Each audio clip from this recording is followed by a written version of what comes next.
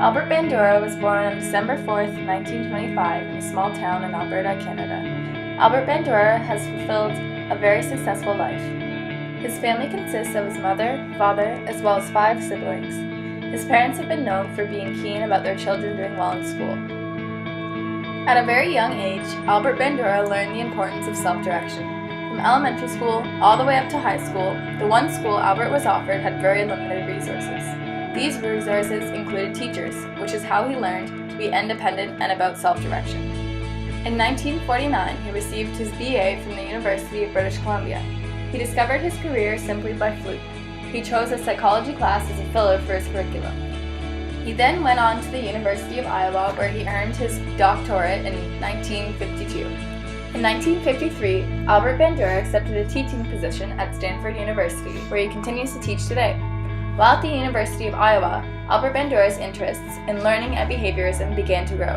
Albert Bandura has done a great deal of work on social learning throughout his career and is famous for his widely known social learning theory. Albert Bandura has received various honorary degrees and awards all over the world. During his lifetime, he has written several books and articles that have been widely used in psychological research. He is continuing his research of the effects of modeling human behavior, emotion, and thought. Looks like rain again today. Dark clouds gather and fill the sky.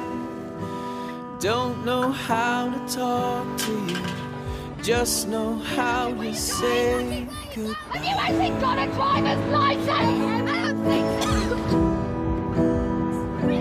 Go back where you came from. Learn to speak English. Go back where you came from.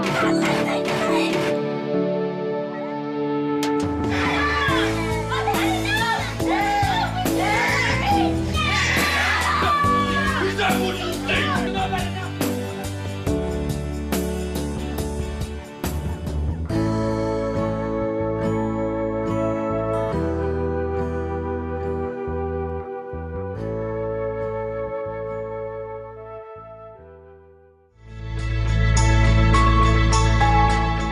He is also researching self-efficiency and stress reactions.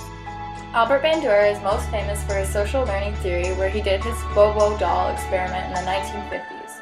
In the Bobo doll experiment, Albert Bandura presented children with 2 social models, one of violent behavior and one of non-violent behavior towards the large inflatable doll. The participants for the experiment were 36 boys and 36 girls from the Stanford University nursery schools.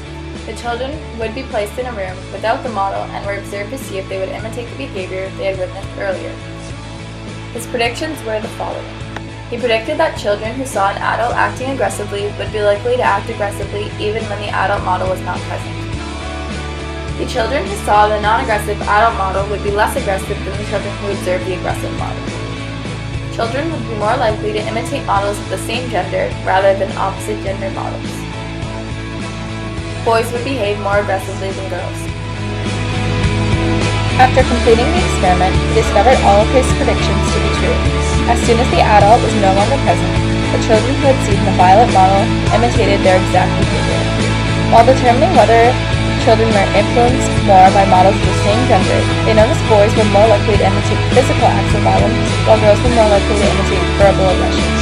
Boys engaged in more than twice as many acts of aggression. Albert Bandura's social learning theory demonstrates how easily influenced not only children, but people can be. Demonstrates how much people base their actions off your own. This is crucial in the lives of parents and teachers. Even if teachers are not aware, students watch how you behave and will imitate you in many ways. If children feel certain behaviors are acceptable because you do them, then there is no doubt that many children will copy them. When children watch adults and other kids behave a certain way, that behavior is most often imitated. Parents are faced with the same issues. Mom and dad are the biggest role models in any child's life.